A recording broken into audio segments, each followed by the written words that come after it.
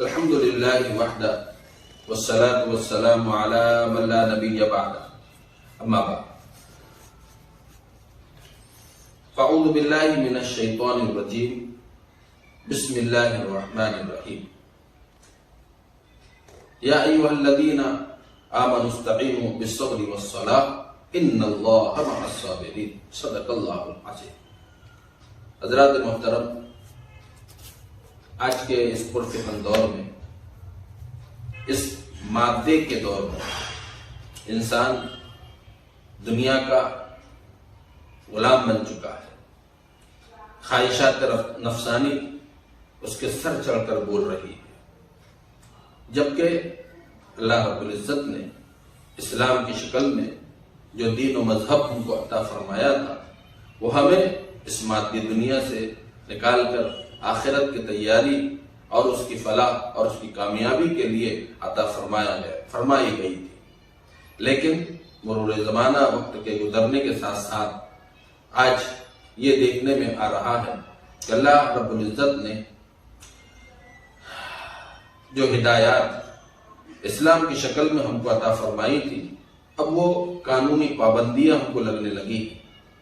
اسلام مسلمانوں کے شفیق پروردگار کی طرف سے اتارا جانے والا زندگی کا وہ آسان، خوبصورت اور فطری طریقہ ہے جو اس کے ماننے والوں کے لیے سر کے بالوں سے لے کر پیر کے ناخن تک ایک ایک روئے اور ایک ایک حصے میں کچھ ہدایات رکھتا ہے۔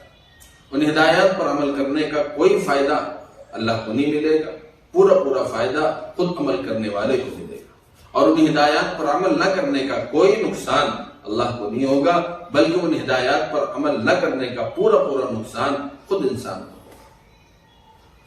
ہم اس بات کو آسانی کے ساتھ اور اچھی طرح سمجھ سکتے ہیں۔ جو دین ہماری کامیابی، فلاح، بہبودگی کے لیے عطا فرمایا گیا تھا، ہم نے اس سے منہ موڑ دیا۔ ہم ایک آبائی دین کی طرف راغب ہو گئے ہیں۔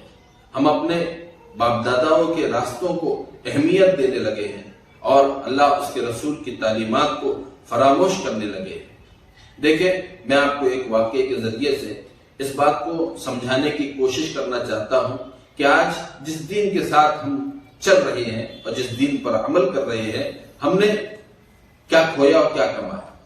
آیا یہ وہی دین ہے جو اللہ کے نبی صلی اللہ علیہ وسلم پر نازل کیا گیا تھا، یا پھر یہ ہمارے نفسانی خواہشات اس کے اندر شامل ہو گئی؟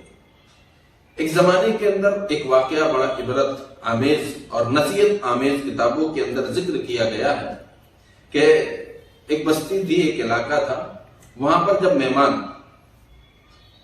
کسی کے گھر جایا کرتا تھا یا کسی کا مہمان بنا کرتا تھا، تو پورے محلے والے، پوری بستی والے اس آنے والے مہمان کا استقبال کیا کرتے تھے، اس کی خوش آمدید کہا کرتے تھے، تاکہ اسے لگے کہ یہ لوگ بڑے قدردان ہیں۔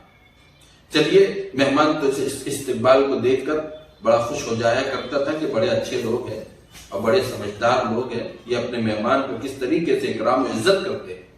بہرحال جب گھر پہنچے تو پہنچنے کے بعد ہاتھ منہ دھو کر کھانے وغیرہ کا وقت آیا تو مہمان کے لیے کھانا لگایا گیا۔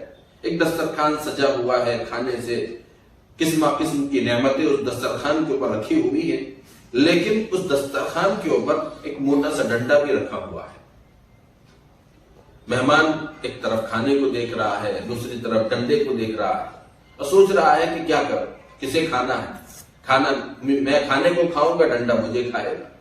تو اس نے کھانے کے بارے میں کہا کہ میں آپ سے ایک بات پوچھنا چاہتا ہوں کہ اس دسترخوان پر آپ نے یہ ڈنڈا کیوں رکھا؟ لوگوں نے کہا کہ ہم تو اتنا تو نہیں جانتے کہ یہ ڈنڈا کیوں رکھا گیا ہے، لیکن ہم نے ہمارے بزرگوں کو اسی طرح دسترخوان پر ڈنڈا رکھتے ہوئے دیکھا ہے۔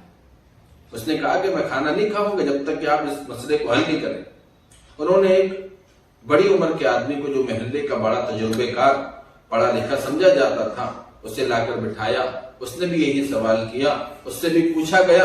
اس نے کہا کہ میں اس سے زیادہ کچھ نہیں جانتا کہ ہم نے اپنے بزرگوں کو، اپنے بڑے لوگوں کو، ہم نے اپنے دسترخوان پر اسی طرح ڈنڈا رکھتے ہوئے دیکھا۔ ایک دوسرے آدمی کو بلایا، اس نے بھی اس کا کوئی جواب نہیں دیا۔ ایک تیسرے آدمی کو بلایا گیا جس کی بھویں سفید ہو چکی تھی، داڑھی سفید ہو چکی تھی، تمام بال سفید ہو چکے تھے۔ اس کو جب پوچھا گیا کہ جناب اس ڈنڈے کا ماجرا کیا ہے، جب اس نے یہ ڈنڈا دیکھا تو اس ڈنڈا دیکھنے کے بعد اس نے یہ کہا کہ بے وقوفو، یہ ڈنڈا کی شروعات اس طریقے سے تھے کہ جب ہمارے مہمان کھانے وغیرہ سے فارغ ہوتے تھے تو داتون یعنی دانت میں کاڑی کرنے کے لیے اسے دی جاتی تھی۔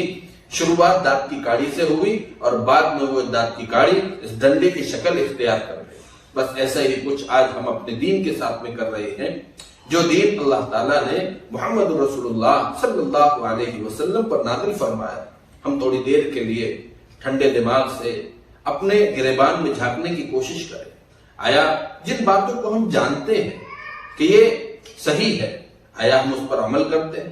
جن باتوں کے بارے میں ہمیں معلوم ہے کہ یہ غلط ہے، اللہ اس کے رسول کو ناراض کرنے والی، دین اسلام سے اختلاف کرنے والی باتیں، لیکن پھر بھی ہم سب چیزیں جاننے بوجھنے کے باوجود ہم وقت پر اللہ اس کے رسول کو ناراض بھی کر دیتے ہیں، دین کو پیٹ بھی دکھا دیتے ہیں، قرآن کو پیٹ بھی دکھا دیتے ہیں، لیکن ہمیں کوئی احساس نہیں ہوتا۔ بس آج ہمارے دین کا یہی حال ہم نے کر رکھا ہے جو واقعہ میں نے آپ کو بتایا ہے، اس لیے کہ ہمیں معلوم نہیں ہے، ہم اس راستے کے مسافر ہیں جسے اپنی منزل کا پتہ نہیں۔ کوئی مسافر اگر جو ہے اپنی منزل سے ناواقف ہو، کوئی مسافر اگر نشانات منزل سے ناواقف ہو، وہ پہنچے گا ضرور لیکن بڑی صعوبتوں کے ساتھ، بڑی مشکلوں کے ساتھ۔ لیکن کوئی انسان اگر اپنے سفر کی منزلوں کو جانتا ہو، اس کے راستے سے واقف ہو، تو وہ انسان آسانی کے ساتھ اپنے سفر پہنچ جائے گا۔ اس لیے میرے بھائیوں میرے عزیزوں، وقت کا تقاضا ہے کہ ہم دین تعلیم کو حاصل کریں، اسی کے ساتھ ساتھ جو ہے اور دین کو حاصل کریں، اور اللہ تعالیٰ نے جو دین نبی کریم صلی اللہ علیہ وسلم پر نازل فرمایا اس کے تحت جینے اور چلنے کی کوشش کرے۔ اللہ تعالیٰ ہمیں دنیا کے اندر بھی کامیابی عطا فرمائے گا اور آخرت میں بھی ہمیں کامیاب فرمائے گا۔ اللہ تعالیٰ ہم سب کو عمل کی توفیق عطا فرمائے۔ وآخر دعوانا ان الحمد للہ رب العالمین۔